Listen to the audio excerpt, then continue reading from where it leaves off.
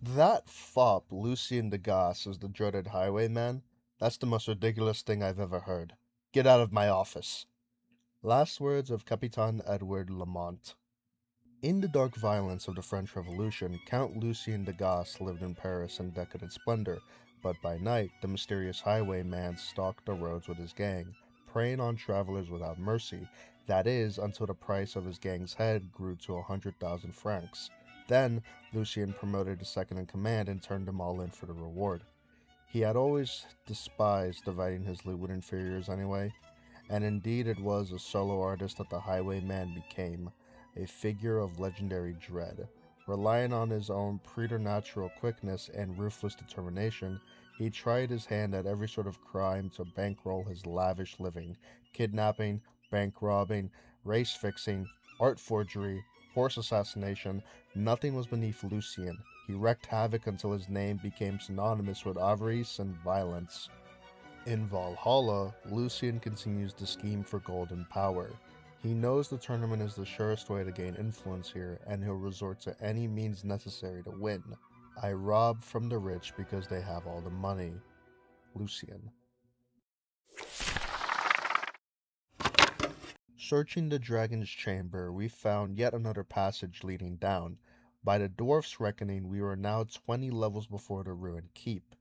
After a long descent, we emerged into a center of a vast stone labyrinth. Flykind Furfoot, only survivor of Heroes for Hire expedition to peril.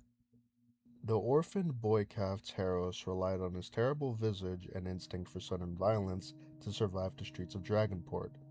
He got by as a stone carrier and debt collector, until in the gladiator pits he found his true calling in reckless combat. He thrived in the ring, crushing cleverer foes with impeccable fury and animal wile. In the end, he could only be pitted against a rare orc or giant, and he moved on to a life of wandering. For a time, he carved out a place in Fangwild Forest, shouldering aside a wyvern and a hobgoblin clan. Later, he fell in with the Iron Legion, turning the tides of the Battle of Orcs Pass for the Zombie Lord. His tenure as a wizard's henchman ended typically, with the evil mage shrinking to him, finish them, while fleeing through a magic portal. He lived for a while in Deep Peril Mountains, where he found a strange comfort in the maze of abandoned tunnels. In Valhalla, Taros is indifferent to the rules or intent of the tournament, but takes savage joy in all the battles. His nightly visit to the mead hall is heralded by throngs of fleeing Valhallans. I hate adventurers, always so sure, like they have a magic spell that can tell good from evil, right from wrong. Taros. Child, you are my daughter, and a Valkyrie, a goddess. Your father was a mortal, it is true, but he was a great warrior, perhaps the greatest. So do not complain to me that the elves whisper behind your back. Ignore them. They know you'll outshine them all, or put them to the sword. The Valkyrie Hyprina to a young Bryn. Children are rare among the immortals of Asgard, and every immortal with a heart came to love Hyprina's daughter, the heir to her immortal mother's impossible beauty and her human father's legendary charm. Bryn grew up in every corner of Asgard. She made it her school and her playground. Raised to be a Valkyrie, she nevertheless can shoe an eight-legged horse, weave the threads of fate with the Norns, and curse a blue stake in Dwarvish.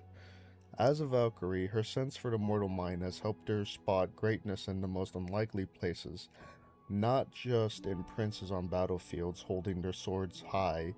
Three of her most shocking choices have won the great tournament.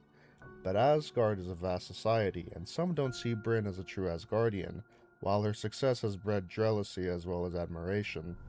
Bryn was drawn to the tournament by a desire to study these mortals. Does she not belong with them? She's watched, learned their ways, and eventually came to love their bravado and their metal. Now she competes for the pure joy of it, her human thirst for the fight surprising everyone, including herself. Most Valkyries are too by the runes to see greatness where I find it. Do you remember their faces when I brought the Minotaur to Valhalla? Bryn drinking with Heimdall.